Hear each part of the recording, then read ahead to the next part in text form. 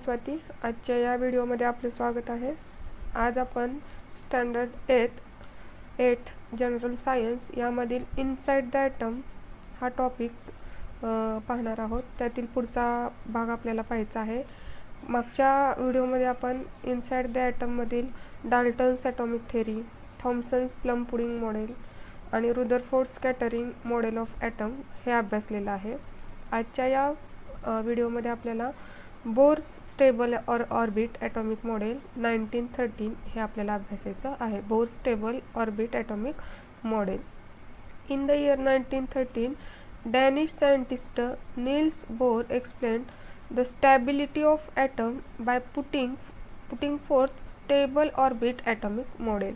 म्हणजे आपण पाहिलं होतं की रुदरफोर्ड एक्सपेरिमेंटमध्ये त्यांनी बरीचशी माहिती आपल्याला सांगितली होती की त्याच्यामध्ये प्रोटॉन असतात, इलेक्ट्रॉन कक्षेमध्ये फिरत असतात, शेलमध्ये रिव्हॉल्व होत असतात, परंतु ॲटम तरी पण स्टेबल कसा काय होतो म्हणजे हे त्याला एक्सप्लेन करता आलं नव्हतं. म्हणजे रुदरफोर्ड यांनी हे एक्सप्लेन केलेलं नव्हतं, म्हणून हे एक्सप्लेन नील्स बोर थेरीमध्ये केलेलं आपल्याला दिसून येईल.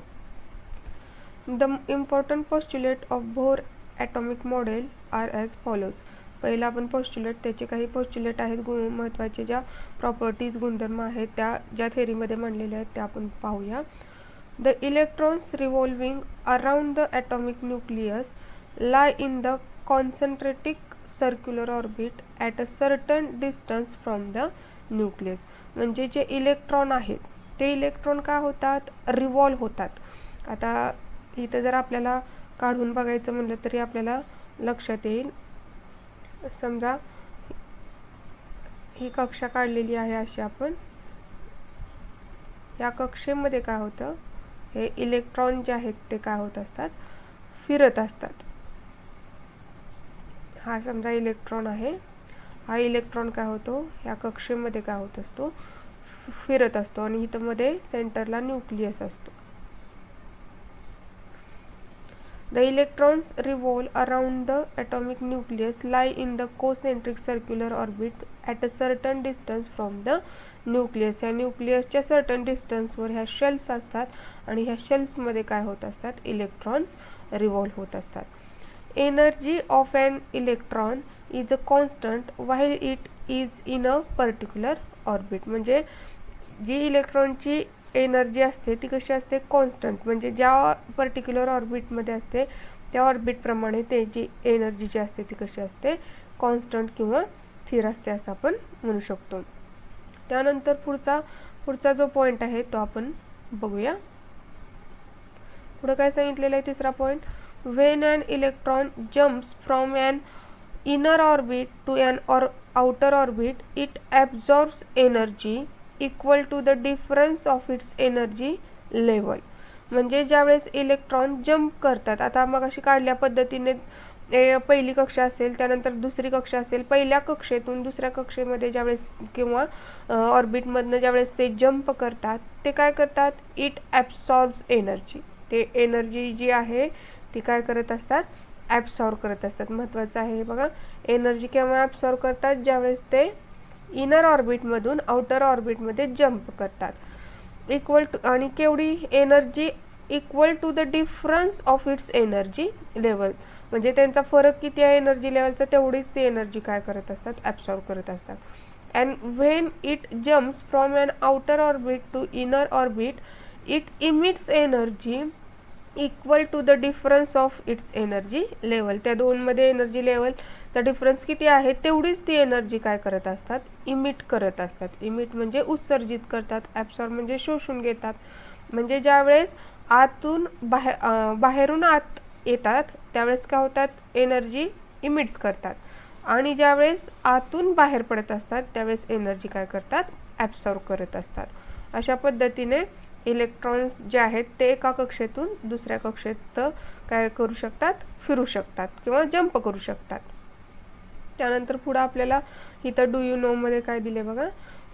व्हेन टेबल सॉल्ट म्हणजेच आपण त्याला पण सोडियम क्लोराईड असं म्हणतो, is throne on LPG gas. LPG gas म्हणजे आपला गॅस स्टोव जो असतो तो gas stove flame, immediately yellow spark forms on that place. म्हणजे तुम्ही मोठ्यांच्या बरोबर राहून हा एक्सपेरिमेंट करून बघू शकता घरी, की ज्यावेळेस तुम्ही LPG स्टोव्ह तुमचा म्हणजे गॅस चालू असेल त्यावेळेस तुम्ही त्याच्यावर काय करू शकता, सोडियम क्लोराईड म्हणजे मिठाचे काही कण काय करा, त्याचा मारा करा, तर तुम्हाला काय दिसेल, yellow spark forms on that place. म्हणजे येलो स्पार्क जे आहेत त्यातून बाहेर पडलेले तुम्हाला दिसून येतील. If sodium metal put in water, sodium metal जो आहे तो कसा आहे, ज्वलनशील आहे, आपल्याला माहिती आहे, पाण्यात ठेवला तर it burns. If sodium metal put in water it burns to give yellow flame. म्हणजे त्यातून कोणती फ्लेम बाहेर पडणार आहे, येलो कलरचीच फ्लेम जी आहे ती बाहेर पडणार आहे.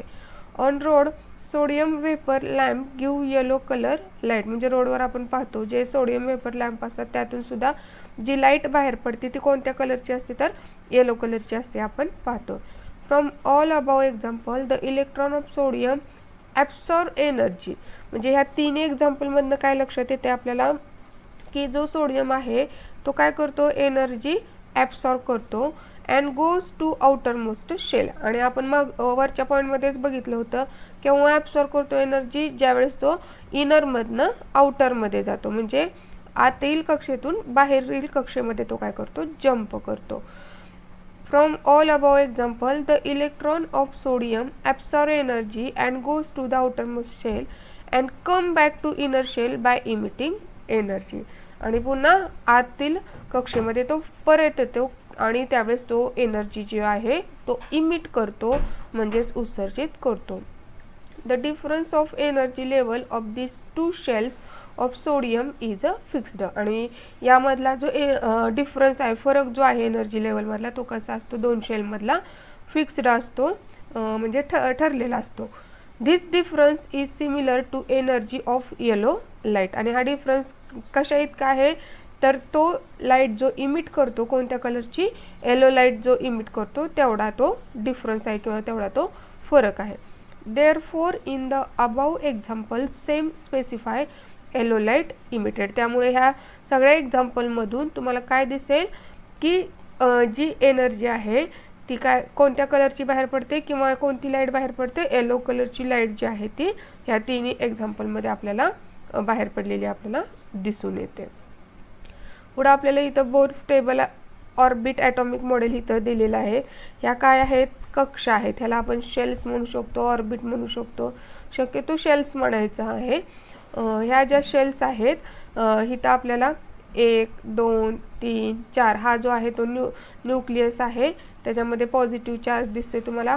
पहिली शेलला के शेल असं म्हटलं जातं, दुसऱ्याला L असं म्हटलं जातं, तिसऱ्याला M N O या पद्धतीने काय होतं, शेल्स ज्या आहेत त्या वाढत जातात.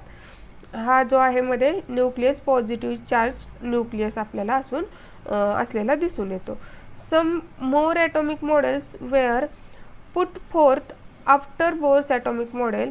Atomic structure was studied at a depth with the advent of a new branch of science called quantum mechanics. म्हणजे क्वांटम मेकॅनिक्स या ब्रँचमध्ये किंवा ज्या ब्रँचला क्वांटम मेकॅनिक्स असं म्हटलं जातं, या ब्रँचमध्ये ॲडव्हान्स स्ट्रक्चर जे आहे ॲटमचं ते आणखीन काय केलेलं आहे, डेप्थमध्ये म्हणजे खोल्यामध्ये जाऊन काय केलेलं आहे, त्याचं स्टडी केलेलं आहे. बोर्सनी सांगितलं, डाल्टनने सांगितलं, रुदरफोर्डनी सांगितलेलं आहे, थॉम्सन्सनी सांगितलेलं आहे, तरी पण आणखीन डीपमध्ये त्याचा अभ्यास या क्वांटम मेकॅनिक्स या शाखेमध्ये केलेला आहे. With all those some well accepted fundamental principles of atomic structure as follows. आणि या सर्वांनी ह्या क्वांटम मेकॅनिक्स शाखेमध्ये जे काही अभ्यास करून प्रिन्सिपल्स जे ॲटॉमिक स्ट्रक्चरबद्दल सांगितलेले आहेत ते इथं आपल्याला अभ्यासायचे आहे. तिथं काही आपल्याला ॲटमबद्दल ॲटॉमिक स्ट्रक्चरबद्दल काही माहिती तिथं दिलेली आहे, ते आपण 1 बाय 1 आता पाहूया. ॲटॉमिक स्ट्रक्चर काय आहे आता ते आपण पाहूया. ॲटॉमिक स्ट्रक्चर म्हणजे त्याला आपण अणूची संरचना असं म्हणतो. An atom is formed from the nucleus and the extranuclear part. म्हणजे ॲटम कशाने बनलेला आहे, तर न्यूक्लियस, आतला जो न्यूक्लियस आहे आणि जो बाहेरचा एक्स्ट्रा न्यूक्लियर पार्ट आहे, या दोन्हींनी मिळून काय बनलेला आहे, अणू बनलेला आहे. म्हणजेच केंद्रक आणि केंद्रका बाहेरचा जो भाग आहे त्या दोन्हींनी मिळून अणू बनलेला आहे. This contain 3 types of a subatomic particles. आणि याच्यामध्ये किती प्रकारचे सब ॲटॉमिक पार्टिकल्स आहेत, तर 3 types of sub atomic particles आहेत, हे लक्षात घ्या. 3 types.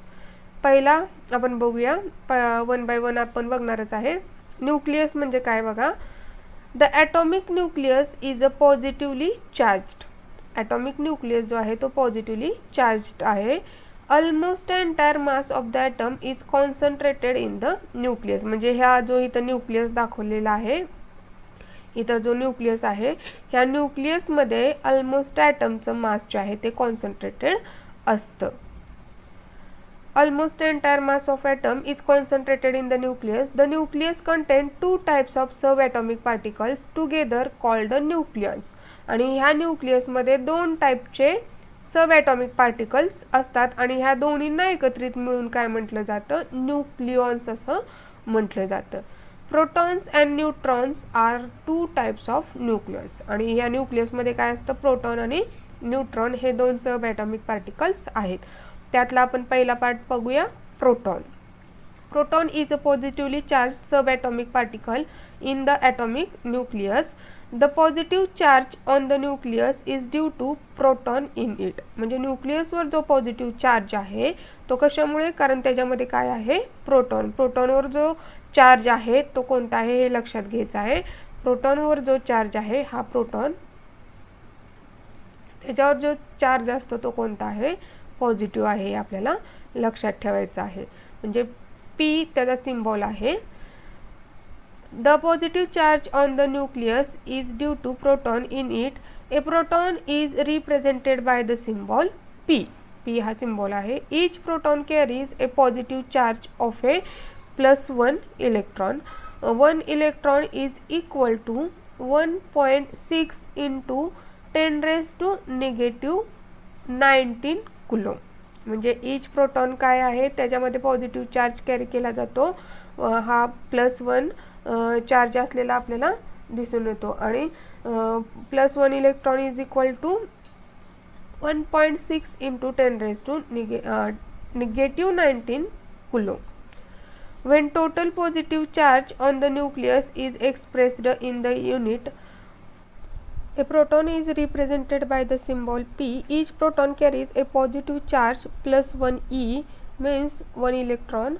1 electron is equal to 1.6 × 10⁻⁻19 coulomb. When total positive charge on the nucleus is expressed in the unit E, its magnitude is equal to the number of proton in the nucleus. म्हणजेच number of proton किती आहेत त्याच्यावरनं त्याचं unit काय केलं जातं, काढलं जातं. The number of proton in the nucleus of an atom is the atomic number of that element. म्हणजे प्रोटॉनची संख्या किती आहे त्याच्यावरनं त्याचा ॲटॉमिक नंबर हा मोजला जातो. म्हणजे समजा 5 असेल तर त्याचा atomic number 5, number of proton 7 असतील तर त्याचा ॲटॉमिक नंबर 7, या पद्धतीने of that element. And is denoted by the Z. Mass of 1 electron is approximately 1 dalton. 1 dalton is equal to 1.66 × 10⁻⁻27 kg. The mass of 1 hydrogen atom is also approximately 1 Dalton. म्हणजे एका hydrogen ॲटमचं मास हे किती आहे, 1 Dalton इतकं आहे. म्हणून hydrogen बरोबर प्रत्येक ॲटमचं मास जे आहे काय केलं जातं, कम्पेअर केलं जातं. त्यानंतर पुढचा जो आहे न्यूक्लियसमध्ये असणारा neutron. Neutron is an electrically neutral. हे लक्षात घ्या. प्रोटॉनवर पॉझिटिव्ह चार्ज, तर हा जो न्यूट्रॉन आहे त्याच्यावर कोणताही चार्ज नाही, तो न्यूट्रल आहे. Subatomic particle and is denoted by symbol n. The number of neutron in the nucleus is denoted by symbol n. The atomic nuclei of all elements except hydrogen with atomic mass 1 Dalton contain neutrons. म्हणजे hydrogen वगळता आपण काय करू शकतो की बाकीच्यामध्ये जे atomic mass आहे ते कसं काढलं जातं, तर number of proton plus number of neutron किती आहेत त्याच्यावरनं त्याचं ॲटॉमिक मास हे काढलं जातं. The mass of a neutron is approximately 1 dalton which is almost equal to that of a proton. म्हणजे हे जे मास आहे जवळजवळ कशा इतकं असतं, त्याच्यामध्ये असणारे प्रोटॉन जितके आहेत तेवढीच संख्या काय आहे, न्यूट्रॉनची जवळजवळ असते. आणि त्या दोन्हींचं मिळून काय तयार होतं, त्याचं ॲटॉमिक मास तयार होतं. त्यानंतर एक्स्ट्रा न्यूक्लिअर पार्ट जो आहे तो आपण बघूया, म्हणजे केंद्रका बाहेरचा जो भाग असतो.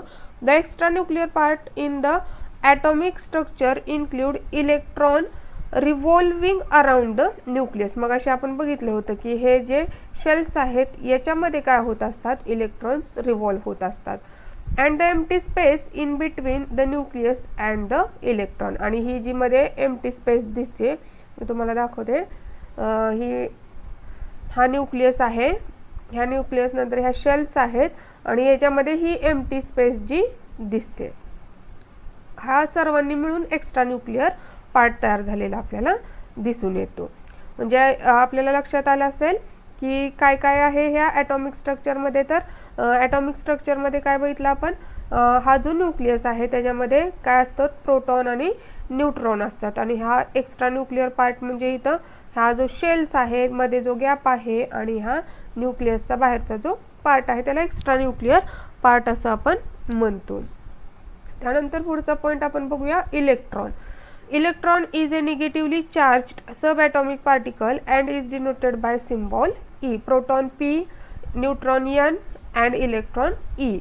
Each electron carries 1 unit of negative charge, negative 1 electron. Mass of an electron is 1800 times less than that of a hydrogen atom. म्हणजे जर आपण मास त्याचं बघितलं इलेक्ट्रॉनचं तर ते कशापेक्षा कमी आहे, 1800 टाइम्स. हायड्रोजन ॲटमचं जेवढं मास आहे त्याच्यापेक्षा 1800 टाइम्स काय आहे, लेस म्हणजे काय आहे, 1800 पट जे पटीने ते काय आहे, कमी आहे. इलेक्ट्रॉनचे वस्तुमान हे काय आहे, हायड्रोजन अणूच्या वस्तुमानापेक्षा 1800 पटीनं कमी असलेलं आपल्याला दिसून येतं. Therefore the mass of an electron can be treated as a negligible. त्यामुळं जे इलेक्ट्रॉनचं मास आहे ते काय आहे, निग्लिजिबल आहे. म्हणजे टोटल मास कुठं कॉन्सन्ट्रेटेड केलेला आहे, तर न्यूक्लियसमध्येच केलेला आहे. आपण वरच्या पॉईंटमध्ये बघितलं होतं, कारण नंबर ऑफ प्रोटॉन आणि जे न्यूट्रॉन आहे त्याच्यामध्ये जे त्यांची जी संख्या आहे त्याच्यावरूनच ॲटमचं मास काढलं जातं. आणि इलेक्ट्रॉनचं जे मास आहे ते खूपच कमी असतं, म्हणजेच 0.001 या पद्धतीने असतं. त्यामुळे ते काय त्याच्यामध्ये ॲड केलं तरी काय फरक पडत नाही, त्यामुळे ते खूपच निग्लिजिबल आहे असं आपण म्हणतो. Electron is a extra nuclear part revolve in the discrete orbit around the nucleus. Electron जो आहे तो एक्स्ट्रा न्यूक्लिअर पार्ट म्हणजे शेल्समध्ये काय होत असतो, रिव्हॉल्व होत असतो. ऑर्बिट म्हणा किंवा शेल्स म्हणा, त्याच्यामध्ये तो इलेक्ट्रॉन रिव्हॉल्व होत असतो. The orbit being 3 dimensional in nature. Orbit जे आहे ते 3 डायमेन्शनल नेचर आहे. A term shell is used instead of the term orbit. त्यामुळे ऑर्बिटच्या ऐवजी, कक्षेच्या ऐवजी त्याला शेल असं काय केलेलं आहे, नाव दिलेलं आहे. The energy of an electron is determined by the shell in which it is present. म्हणजे प्रत्येक इलेक्ट्रॉनची जी एनर्जी आहे ती कशावरनं ठरवली जाते, तर कोणत्या कक्षेमध्ये आहे किंवा कोणत्या शेल्समध्ये आहे त्याच्यावरनं त्याची एनर्जी काय केली जाते, डिटरमाइन केली जाते. The number of electron in the extra nuclear part is equal to the number of proton in the nucleus. म्हणजे जेवढी इलेक्ट्रॉनची संख्या असते तेवढीच काय असते, प्रोटॉनची संख्या असते. म्हणून ॲटॉमिक नंबर जर आपल्याला काढायचा असेल तर आपल्याला इलेक्ट्रॉनची संख्या किंवा प्रोटॉनची संख्या माहीत असणं गरजेचं आहे. Therefore electrically charged are balanced and the atom is electrically neutral. हे आपण मागच्या पॉईंटमध्ये पण पाहिलं होतं की इलेक्ट्रिकल चार्ज जो आहे तो बॅलन्स होतो, त्यामुळे जो ॲटम आहे तो काय बनतो, इलेक्ट्रिकली न्यूट्रल. कारण जेवढे नंबर ऑफ प्रोटॉन असतात तेवढेच नंबर ऑफ काय असतात, इलेक्ट्रॉन असलेले आपल्याला दिसून येतात. जसं की आपण बघितलं होतं की पॉझिटिव्ह म्हणजे प्रोटॉन जर +5 असतील तर इलेक्ट्रॉन पण -5 असतं, त्यामुळे ते काय होतात, एकमेकांना बॅलन्स होऊन जातात. त्यामुळे ॲटम जो आहे तो इलेक्ट्रिकली न्यूट्रल म्हणजे उदासीन.